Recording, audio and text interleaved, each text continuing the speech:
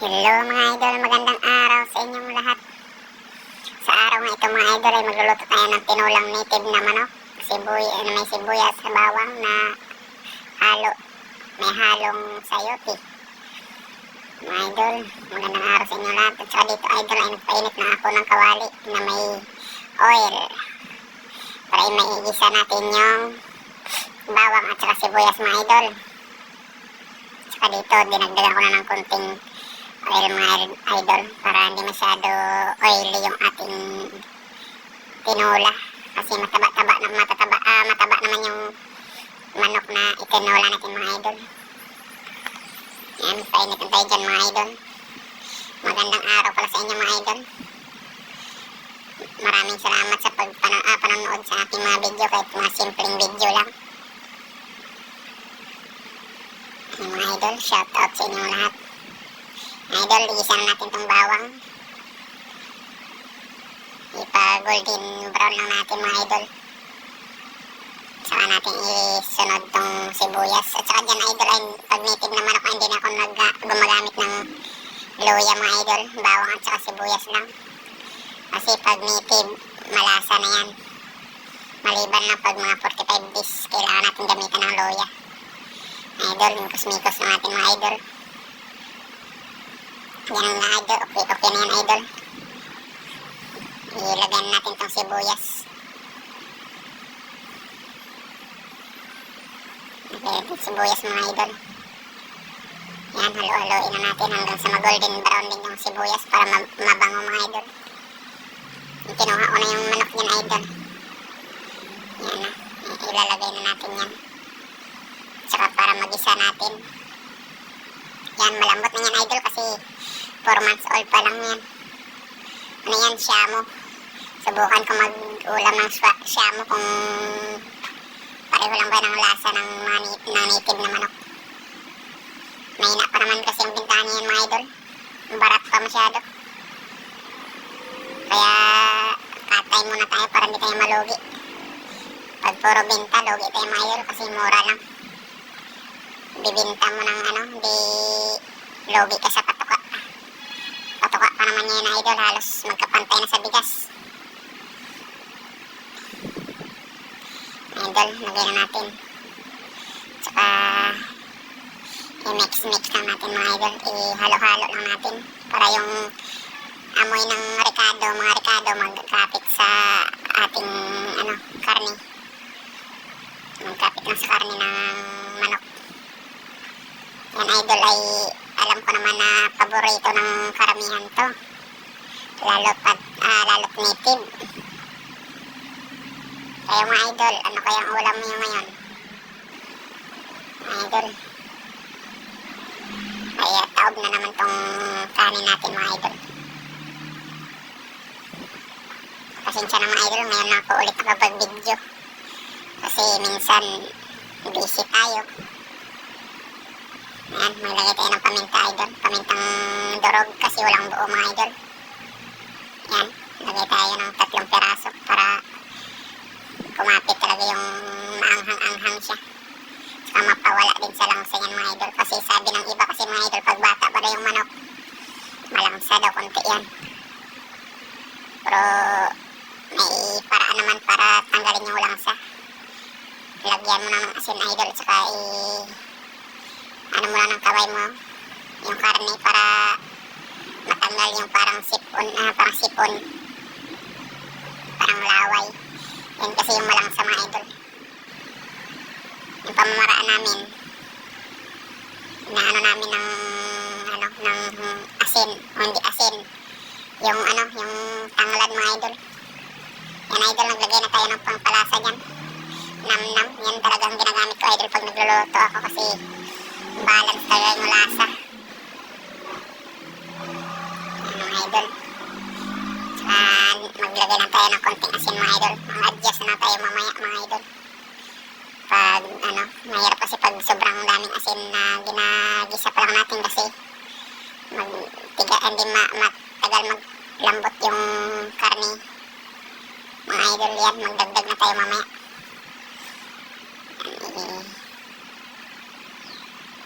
Hintayin na natin magano yan idol at saka halo-halo lang natin pala idol.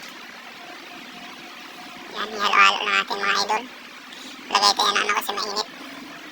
Saka napansin niya idol, nilakasan ko na yung apoy dyan kasi sabi ni Mrs. gutom na daw siya. Basta native na manok mga idol, gutom talaga yan. Pag naamoy niya yung bango ng native. Yan mga idol, halo-halo lang natin mga idol. Saka pa pwede makalambing sa inyo mga idol. Support naman ang aking munting channel para makatulong tayo sa may nangangailangan. Makimboy Vlog. Paki-subscribe naman mga idol at saka pindutin na rin ang notification bell para lagi kayong updated sa mga darating ko pang mga video mga idol. Pasensya na kayo mga idol kasi voice over hindi pa ako sanay. Hindi pa ako sanay sa mga ganitong klaseng ano. Kakasimula pa lang kasi mga idol. Hindi ako mas sanay sa voice over. Saka kung hindi ko naman i-voice over mga idol, maingay yung mga anak ko mga idol. Mahirap na ano tayo, bagong bago pa lang tayo. Masira agad yung ating YouTube channel. Yan mga idol, hintayin na natin tuyo yung sariling sabaw niya mga idol. Sariling sabaw ng manok. Para saka natin lagyan ng tubig na maglaga sa kanya. Para tanggal na rin lang sa niya mga idol. Yan, halo-haloin natin mga idol. Para madali magtuyo yung tubig niya. Yan mga idol. Halo-haloin na natin hanggang sa matuyuan na. Saka natin lagyan ng tubig. Salamat sa inyo mga idol. Sa mga patuloy niyong pagsuporta sa akin. Kahit sa mga simpleng video lang.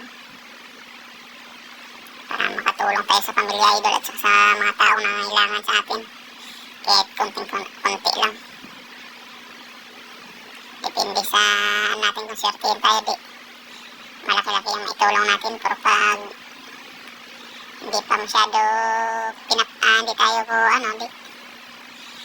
Kahit pa paano idol makatulong tayo sa nangangailangan. Kaya pangarap ko din idol noon pa mag charity vlogger. Yung tutulong sa nangangailangan mga idol. Yan mga idol, hintayin na natin magtuyo mga idol. Alam kong paborito ng karamihan to, tinulang manok na native, lalo sa mga probinsya. Naalala mo nyo pag pumupunta tayo sa probinsya idol, kinakatayan kayo ng manok. Yan mga idol. Ito ang number 1 na gustong gusto ko na part pag nagluluto ako, itong mga native talaga. Yan mga idol. Mahirap kasi mga bintahan niya yan mga idol eh. Binta mo ng mura, maghirit pa sila ng sobrang mura. Kaya ito lang muna. Tikman naman natin yung pinaguran natin.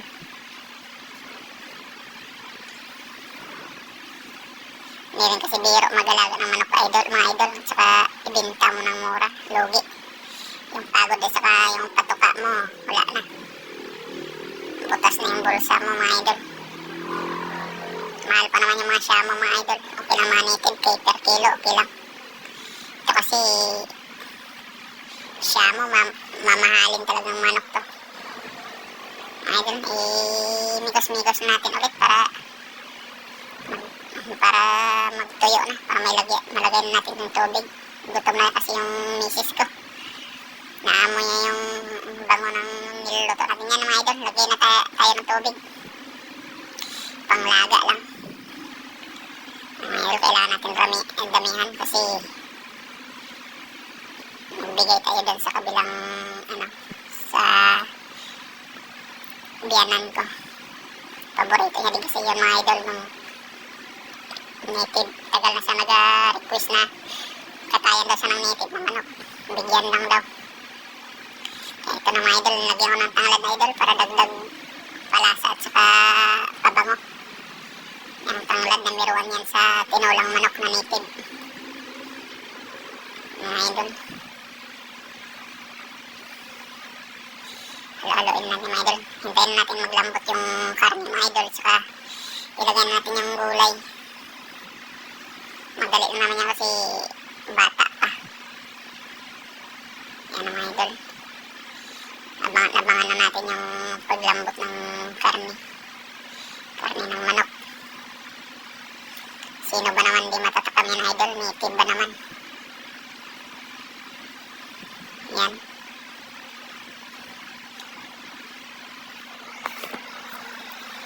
Yan mga idol. Yung karne niyan idol, parang kung sa native na ano talaga, yung maliliit na native ay yung ordinary native. Mga 2 manok siguro yung makatay nyo. Kasi ito kasi malaki kaya halos dalawa yung ano niya, capacity niya sa ordinary native lang. Ang daming karne. Yung iba dyan, hindi prito ko mga idol. Para sa mga yung anak ko na panganay kasi hindi hilig magkain ng ganito. Yan ang dagdag na ako ng ano niya, idol, asin. Saka natin dagdagan ng tubig ulit pag ano na. Pag malambot na yung karne kasi masarap din yung sabaw eh. Ito lang karne basta may sabaw. Doon din kasi yung lasa. Yung bunso ko idol, mga idol, ito paborito niya talaga itong sinabawan na tinulang native na manok.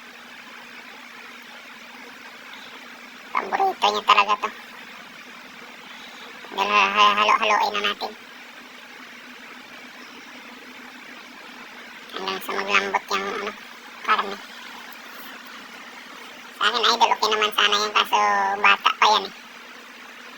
Kasi malambot, madali lang palambutin yan. May ilang minuto lang yan. Pero mas maganda yung sigurado tayo. Yan mga idol. Kitang-kita nyo naman kung gaano kataba yan mga idol yung manok natin. Yan mga idol. Abang-abang lang tayo.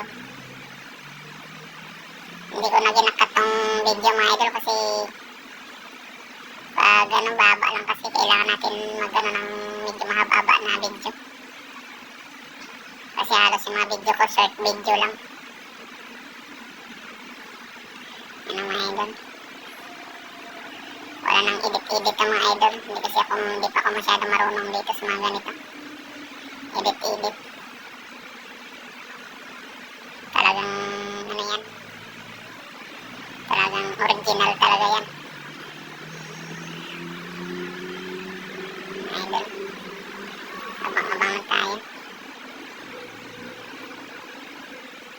Mga ilang minuto ko rin pinakuluan yung mga idol. Hanggang sa maglambot. Idol, naglagay tayo ng ano, nakuha ko dun sa garden ko. Yung maliit kong garden na sitaw. Hinarbis ko na kanina kasi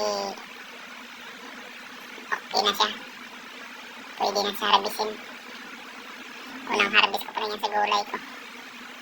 Sa gardenan ko mga idol.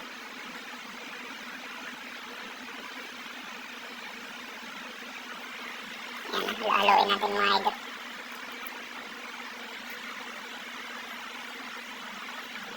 Hanggang sa kumapit yung lasa.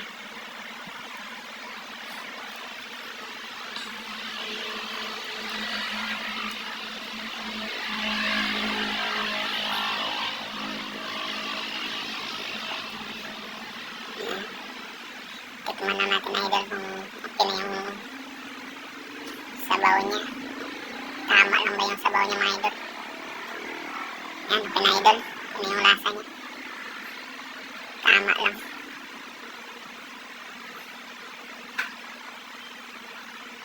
Napadalawa pa ako ng dyan idol. Sarap.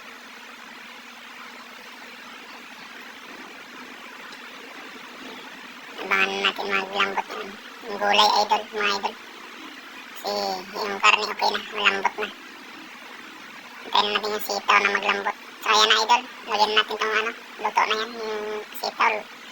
Ilagyan natin tong sayote. Hindi na makaya, gutom na.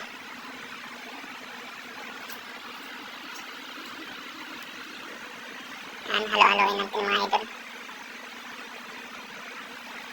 Para madali lang siya maano at saka magkapit yung lasa sa gulay.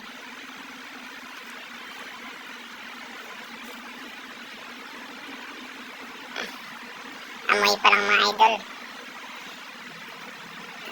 Ulam na.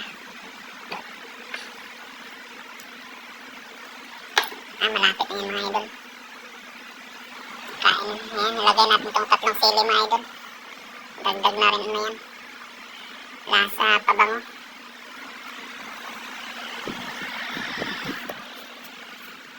Yan mga idol. Sarap. Tama na yung lasa niya. Yan idol. Okay na, goods na to. Kain na tayo mga idol.